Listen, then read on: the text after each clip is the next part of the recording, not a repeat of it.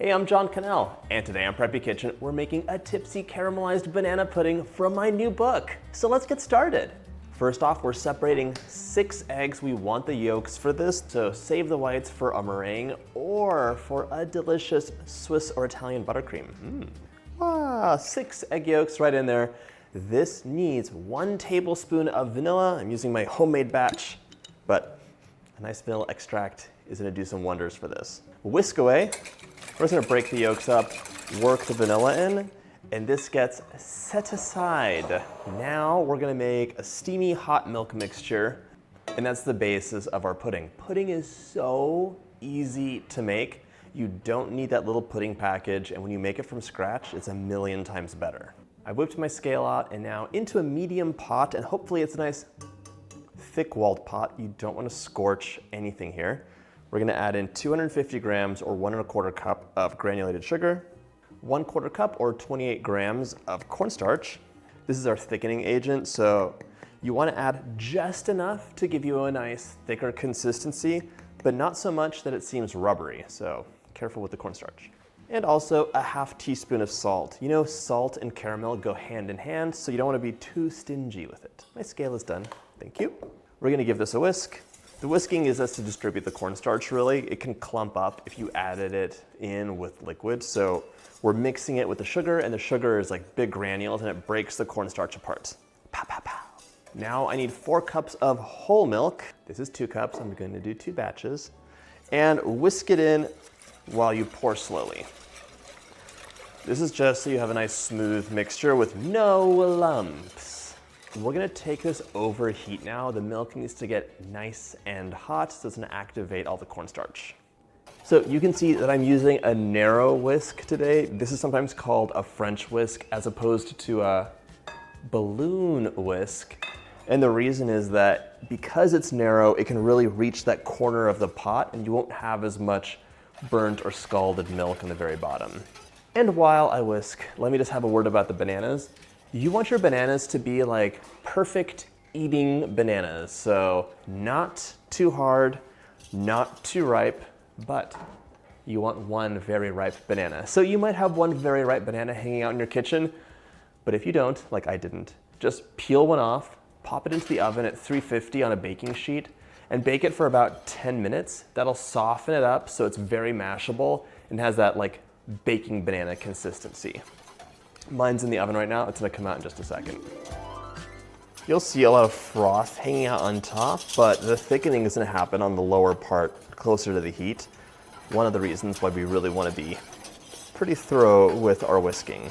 This seemingly humble banana pudding is actually one of my favorite recipes from my new book, which you can pre-order today. There's links in the description box below, and the book isn't just all the baking recipes that you might expect from me. I have so many amazing, delicious, savory recipes too. And I arranged the book by the season so that whenever you're cooking, you're really capturing the essence of the season.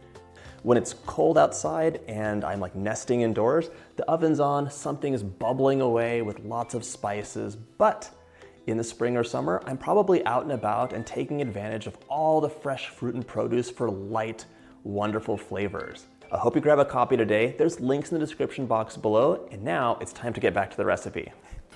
This is starting to thicken. I want you to take a look, but the funny thing is, it looks the same. I know it's thickening because of the way the whisk feels. So it's dragging more through the thicker liquid, and that's telling me, ooh, that was so close.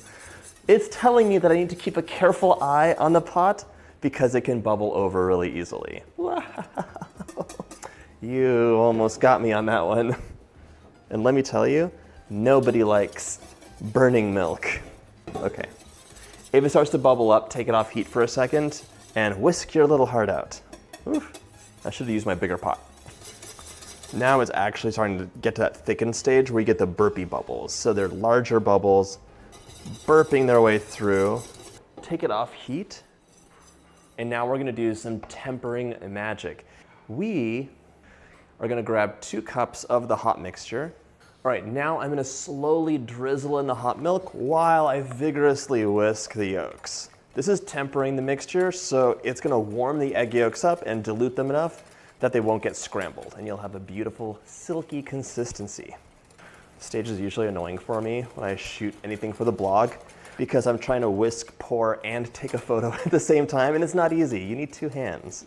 So the cornstarch is doing some of the job, and the egg yolks are gonna do the rest of the job for thickening. If we just used cornstarch, it'd be sad. The egg yolks are so rich, they add a depth of flavor, and they're a wonderful natural thickening agent. Now I'm gonna whisk my tempered mixture back into the pudding. Whisk, whisk, whisk. Now that the egg yolks, cornstarch, and milk are combined, we're gonna take this back over medium heat and whisk constantly, but gently, not too vigorously, for 3 to 5 minutes until it's thickened and you see a trace left in. I'll show you what that looks like. So it's starting to bubble around the edge now, and I just wanna see that the whisk can leave a trace. We're getting close. If it bubbles a little bit too vigorously, you can decrease the heat so the rest of the mixture can catch up. You'll see a magical change though, where it just snaps and changes consistency. Okay, so here, it's thickened up. This is where we're at right now, so it's gonna coat the back of a wooden spoon. The butter we're gonna add in a minute is gonna thicken everything up even more. Our pudding thickened up. Right now we're gonna add in 3 tablespoons of bourbon or whiskey. This goes a long way in flavor, so you're going to love it. Give that a good whisk. This smells so good. The vanilla added some flavor to the pudding, but this is like a cherry on top. It's so good. Now we're adding in 1/4 cup of cold butter. I'm just gonna cut into smaller pieces and mix it in. The butter is gonna do 3 things. It'll help thicken the pudding, add a beautiful richness, as well as a nice depth of flavor. Mix the butter in until it's all melted, and then it's time to set this aside. I'm pouring this into a bowl to help cool things. And if you want to prevent a skin from forming, just cover the top either with some parchment paper or you could use a piece of plastic as well. This should cool for at least an hour. You could make this a day or 2 ahead of time if you want to assemble the dessert later. Our pudding's cooling, so now let's make that amazing banana caramel. I just washed the same pot out and I'm going to use it again. 2 cups or 400 grams of granulated sugar goes right in. Scales have a delay, so you can't pour too fast. A lesson I will learn one day. Scale's done. I'm adding 1 cup of water in right now. Try and get all that sugar nice and damp. Now we're gonna place this over medium-high heat. We're gonna let our sugar solution come to a boil and then just cook on its own for 20 minutes or until it's a light amber color. Don't touch it. So do not stir it, that could cause crystals to form. At most, you can use a wet pastry brush to carefully brush the side of the pan and just wash away any sugar that made its way up and is gonna start to burn. While we wait, let's grab that banana and mash it up. So in a pinch, you could use a ripe eating banana to flavor the caramel. However, you want it to be totally gooey so that there's no lumps. It needs like infused banana flavor throughout, but still have that nice silky texture. So 10 minutes in the oven at 350, like I showed you, gives you a pudding-like consistency for your banana. Pop that into a little bowl, and you can either mash it up with a potato masher or just the back of a fork. You've got a couple minutes because this is cooking until it comes to that amber color. Okay, just giving this a nice mash so there's no lumps. That's a delightful like essence of banana coming out of there. Lumps are pretty much gone. Let's check on that sugar. You can see it's taking on a very light amber color. It's got a ways to go. Just do not stir. It needs to bubble away on its own. Okay, my sugar has a nice light amber color. You'll hear the difference too. The bubbles sound a little bit different and they get bigger as it gets thicker. Time to add our mashed banana in. Waiting for it to explode for some reason, I don't know why. And we're also gonna add in 1/4 cup of bourbon. You could use a whiskey that you love as well. Whiskey and caramel and salt and bananas are magic together. Whisk away. It's gonna bubble vigorously. You'll see some steam. It'll be the best facial you ever had. And the nice thing is that that extreme heat from the caramel is cooking the banana a bit and caramelizing it even more.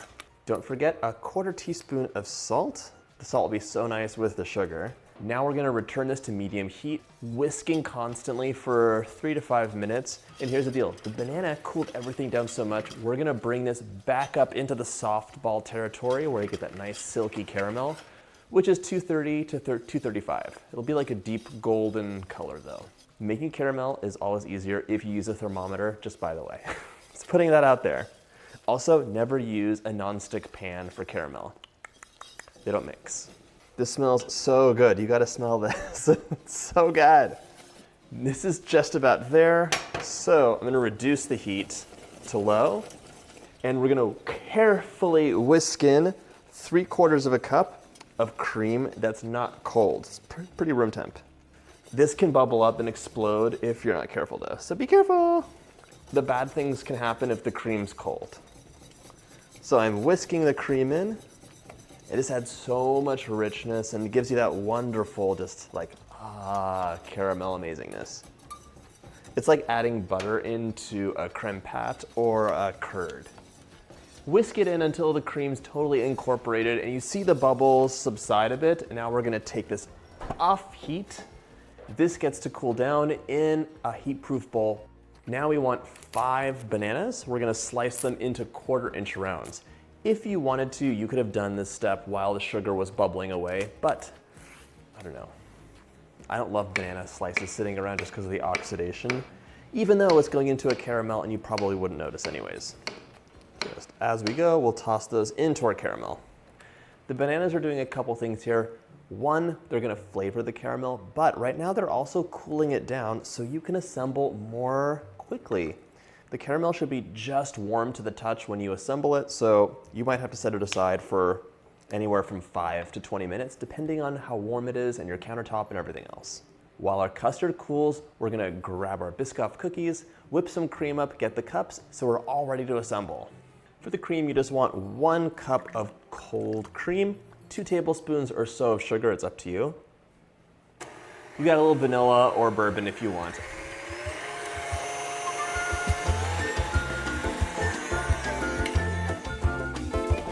Okay, finish it off by hand, grab your glasses, and it's time to assemble. Oh my gosh, I cannot wait for this. Into the glass, you're gonna add about 1/3 of a cup of your custard. This looks really nice if you can see defined stripes, so just try and be neat, and whatever size your glass is, you want like that much. Now about 1/4 cup of my banana caramel. Try and get some bananas poking out to the side. And yes, you can make these ahead of time, of course, and keep them chilled in the fridge for a bit, and they are so good on a warm day. But really, I make these like any time of the year because it's one of my new favorite desserts. On top of my caramel, I'm adding 2 crumbled Biscoff cookies. It gives you a wonderful crunch, and they have like a nice, almost gingerbready flavor. You get the crunch and the creamy with a little bit of that banana texture. It's so good. Repeat that with more custard, more caramel, more cookies. It's making a really beautiful layer. I'm finishing this off with little dollops of whipped cream. Do a fun pattern. Add a little cookie on top and a banana slice with a few beautiful crumbs. And just like that, your tipsy banana pudding is ready to serve. You're gonna love this, but I'm gonna love it first. I've been dreaming about this bite. I'm so happy I got to share this recipe from the book with you.